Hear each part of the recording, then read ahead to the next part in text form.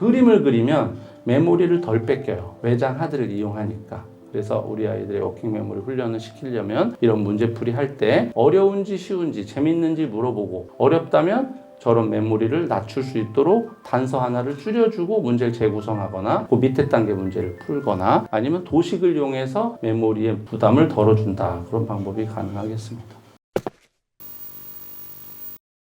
수학 같은 경우도 궁금해 하실 텐데, 이제 고학년이 아니죠. 고득점자 아이들을 가르는 건 수학이죠. 고득점자를 가르는 게 수학이거든요. 그래서 수학에 관심도 많으실 텐데, 저희 유튜브 채널에서도 연산, 문장제 문제, 사고력 수학, 모든 부분, 교과 수학에 대해 주제를 다뤘는데, 질문이 수감각 기르기에 대해 관심이 좀 많으셨고, 연산은 어떻게 해야 될까? 특히 이제 1학년 때, 1학년 때 2학년 연산을 한다. 1학년 때 3학년 연산을 한다. 이렇게 연산 코스웍이 있고, 교과 선행을 얼마나 했고, 사고력은 얼마나 했는지 관심 많으시잖아요. 근데 저도 우리 애들을 사고력에 다 안 시켰기 때문에 그냥 학자로서 주로 이제 사고력은 영재교육원에서 이제 수학 영재 가르치는 그 계열의 창의 수학이 사고력 수학이라고 브랜딩 된 거거든요. 근데 그거는 우리나라만 쓰는 게 아니에요. 북유럽, 북중미 다 아이들의 인지사고력을 발달시켜 주기 위한 수학으로 사용해요. 그런데 베이스에 깔려 있는 게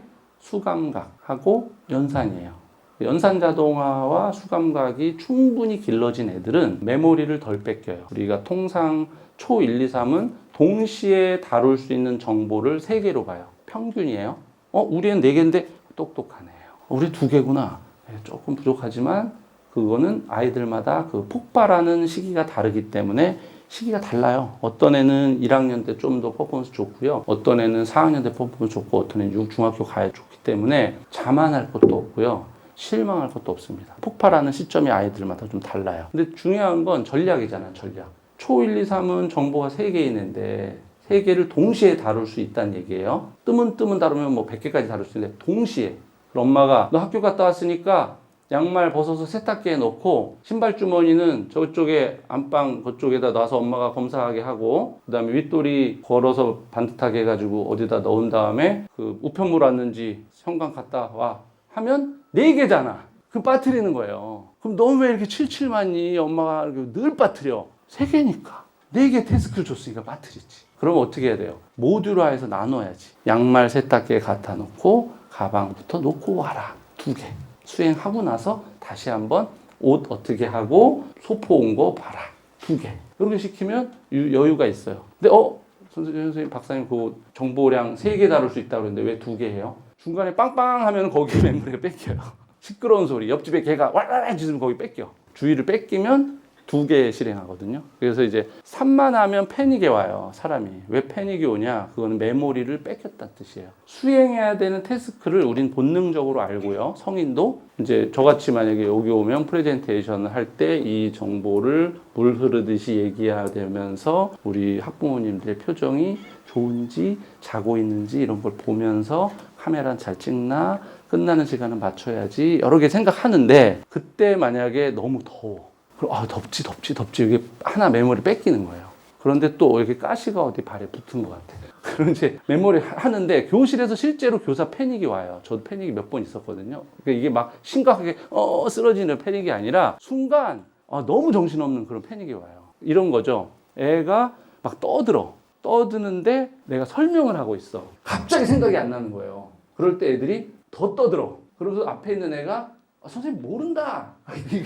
거기 한방 빵 맞으면 이제 끝나는 거야. 빵 맞으면은. 거기 이제 그걸 넘어설 정도는 됐죠. 이제 경력이 짬밥이 쌓이면서 그래 모른다. 똑똑한 네가 해. 하면서 생각을 막 해가지고 해결한 다음에 그거 봐봐 하고 싹 풀어주면 되는데, 초년에는 패닉 딱 오면은 더 못 풀어요. 너무 쉬운 건데도 생각이 안 나고요. 어른들도 사실 그런 자리, 긴장된 자리, 이런 태스크 왔을 때 패닉이 온다는 건 내가 감당할 용량을 벗어났다. 이제 교육학적 용어로 과부하라고 하거든요. 인지가 과부하. 적당한 그 인지 능력이 찾아왔을 때 그걸 해결해내면 희열을 느껴요, 사람은. 그걸 넘어섰을 때 인지 과부하가 오고, 그런 경험이 쌓이면 불안장애가 와요.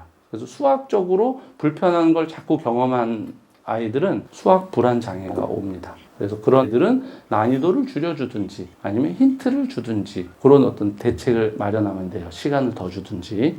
그래서 수학 같은 경우도 이렇게 아이들 시기에는 수감각 기르기, 대표적인 게 이제 보수 만들기죠. 단지 6은 6이다. 여섯 번째 수이다. 이게 집합수, 이름수, 순서수. 그래서 집합수로는 6개, 순서수로는 6번째, 그다음 이름수는 6, 6, 뭐 이렇게 하잖아요. 그 정도만 아는 게 아니라 수감각 센스가 좋은 애들은 6을 쳐다보면 10에서 4개 빼면 6이고 5에다 1 더하면 6이고 그게 다 종합적으로 6이라는 수를 볼 수 있는 감각이 수감각이에요. 그게 좋은 애들은 6 더하기 5를 6을 5와 1로 분리한 다음에 5와 5를 더하면 쉽잖아요. 그렇게 해서 그냥 5와 5 먼저 더하고 1이 남았으니까 11이야 라고 생각하는 거죠. 그래서 이런 방식이 이루어지려면 수감각이 이제 유아기부터 초등 1학년까지 충분히 길러져야 된다. 9 더하기 7 문제도 사실은 이제 이게 템프레임인데 템프레임에서 이렇게 5를 먼저 더한 다음에 4, 2를 더하면 6. 이런 것을 그냥 머리 연상이 돼요. 수감각이 잘 길러진 애들은 9를 5와 4로 그냥 쪼개져 있다고 생각을 쉽게 해요. 그래서 9 더하기 7을 그냥 9에 있는 5, 7에 있는 5 걔네를 먼저 더한 다음에 남은 게 4와 2겠지라는 걸 저 오른쪽 그림이 없어도 머릿속에서 저 연상이 된다고요. 또 다른 방식으로는 9 더하기 7에서 9는 뭐예요? 10에서 1 뺀 게 9잖아요. 그래서 9에다가 7에서 1 하나를 갖다가 10을 붙이고 남은 게 6이지 이런 식으로도 계산한다. 이렇게 계산하는 건 고학년 때까지도 상당히 그런 처리 속도에 큰 영향을 미쳐요. 이게 잘 되는 아이들은 연산도 쉽고요. 일부분 또 연산을 잘하는 애들은 이런 게 또 쉬워요. 이게 약간 교집합이고 수감각은 연산이냐 아니에요. 연산이 수감각이냐 아니에요. 근데 접점은 있습니다. 이것도 299를 300에서 1 뺀 거라고 생각해서 357에서 1을 먼저 주면 300 되죠. 그러면 656이구나. 이렇게 계산이 나오게끔. 이것도 뭐 18 곱하기 5는 아이들 입장에서 곱하기가 복잡하니까 이거를 18에서 절반을 밑으로 내려. 그래서 5랑 5 두 개 합하면 10이니까 10 곱하기 9는 이렇게 해서 계산하면 쉽겠죠? 90. 다른 방식으로 하면 18에다가 가로에 2를 더해. 그래서 20을 만든 다음에 20 곱하기 5 하면 100이고 2를 더했으니까 그 하늘색을 빼면 되겠죠? 2 곱하기 5를 빼면 원래 구하려고 했던 18 곱하기 5를 구할 수 있는 거죠. 저런 방식도 수를 감각적으로 다르게 볼 수 있는 감각이 존재한 애들은 저런 셈이 아주 쉬워요. 그러니까 창의적 문제. 구구단처럼 딱 외워진 걸로만 풀고 내가 했던 방식으로 푸는 것이 아니라 다양한 방법으로 볼 수 있는 시야를 주는 거는 이제 숫센스 길러졌을 때 가능하죠. 워킹 메모리 향상도 이런 거죠. 도윤이가 8개 딸기 갖고 있고 서준이는 가진 딸기가 도윤이보다 2개 더 많다. 하은이가 가진 딸기는 서준이보다 3개 더 적다. 하은이는 몇 개 딸기 갖고 있나. 부모님들은 쉽죠. 부모님들을 어렵게 하려면 어떻게 될까요? 여기 등장인물을 15명 나오게 하면 됩니다. 15명이 나와서 누가 누구보다 몇 개 크고 하다가 중간에 개가 안 나와요. 하은이가 가진 것에 4배를 갖고 이런 식으로 이제 배와 절반과 3분의 1, 뭐 0.7만큼이 더 크고 막 이렇게 나옵니다. 그러면 어렵죠. 왜? 사용해야 될 메모리 정보가 늘어나는 거죠. 이런 것을 아이가 재밌게 푼다. 그럼 맞는 옷이에요. 맞는 옷. 학원이 됐든 문제집이 됐든 학교 과제가 됐든 맞는 옷이에요. 재밌게 풀면. 안 맞으면 어떻게 될까요? 한 명을 없애면 돼요. 하은이가 사라지면 좋은 실행기억 능력 향상 문제예요. 저런 걸 많이 풀면요. 정보를 조작하는 행위를 하면서 좋아지는 거거든요. 제가 아까 말씀드렸죠. 인지 능력은 발달한다고. 저런 조작 행위를 할 때 워킹 메모리는 확장됩니다. 그냥 하은이 없애요. 쭉 긋고 서준이가 몇 개 가진지 맞춰라고 하면 돼요. 저게 숙달이 많이 되면 하은이가 등장하고 그게 숙달되면 영훈이 등장하고 등장인물이 늘어나면 되고요. 또 하나의 방법은 하은이가 안 사라지고 그림이 등장하면 돼요. 도윤이의 딸기 개수 그리고 서준이는 2개 많다고 했으니까 도윤이 거에다가 2개를 더 그리고 하은이는 서준이보다 3개 적다고 했으니까 서준이 걸 똑같이 그린 다음에 3개의 X표 쳐. 그러면 딱 나오죠. 그러니까 도식이라는 건 우리가 어떤 정보를 머릿속에 기억을 하지 않고 이제 종이에게 넘기는 거예요. 외장하드야, 쉽게 말하면. 그래서 그림을 그리면 메모리를 덜 뺏겨요. 외장하드를 이용하니까. 그래서 우리 아이들의 워킹 메모리 훈련을 시키려면 이런 문제풀이 할 때 어려운지 쉬운지 재밌는지 물어보고 어렵다면 저런 메모리를 낮출 수 있도록 단서 하나를 줄여주고 문제를 재구성하거나 그 밑에 단계 문제를 풀거나 아니면 도식을 이용해서 메모리의 부담을 덜어준다. 그런 방법이 가능하겠습니다. 나는 실패하지 않았다. 다만 1만 가지의 틀린 방식을 발견했을 뿐이다 라고 에디슨이 말했잖아요. 저렇게 말하기가 쉽지 않잖아요. 왜 저렇게 말했을까요? 에디슨 엄마가 평소에 저런 말을 한 거예요. 실수할 때마다 의미 있는 어른의 피드백이 저거였어요. 전혀 걱정할 거 없어. 할 수 있어. 라는 메시지를 늘 받아왔기 때문에 자기 스스로도 가치관이 저렇게 됐고 자기에게 저렇게 말했기 때문에 성공한 거죠. 내 아이는 분명히 훌륭한 사람이 될 것입니다. 나는 그를 믿고 기다리는 중입니다. 누가 했을까요? 에디슨 엄마가 했어요. 네, 그렇게 말하는 부모가 있으면 당연히 아이는 멋진 아이가 됩니다. 에디슨이 인지적으로 IQ가 200이 넘고 똑똑하지 않았어요. 정말로 바보 소리 들었고 퇴학당했죠.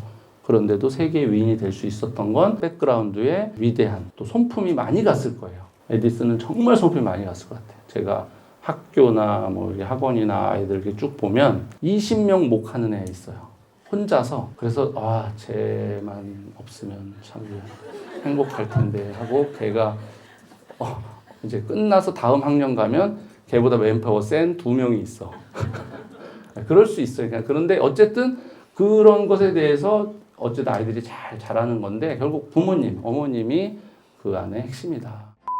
학부모님들 오늘 강연 어떠셨어요? 제가 영훈초에 입학한 학생들, 학부모들 대상으로 강의를 했지만 영훈초뿐 아니라 전국에 계신 또 우리 초등학교 학생을 학교에 보내신 학부모님들께서 걱정이 상당히 많으시고 또 설레이시기도 할 텐데 걱정 안 하셔도 된다 이렇게 또 말씀드리고 싶습니다. 좋은 선생님들과 함께 또 잘 교육할 수 있는 1년이 될 수 있도록 저도 응원할 테고요. 1년 뒤 3월쯤 되면 훌쩍 큰 우리 아이들 보시게 될 거거든요. 기대하시고 좋은 선생님들이 좋은 교육 하실 수 있도록 격려해 주시고 응원하신다면 정말 좋은 교육이 올 1년 동안 이루어질 거라고 생각됩니다. 저 김쌤도 더 좋은 영상으로 부모님들 앞으로 계속 찾아뵙도록 하겠습니다. 구독, 좋아요, 알림 설정 꼭 눌러주시고요. 다음 영상에서 또 찾아뵙겠습니다. 감사합니다.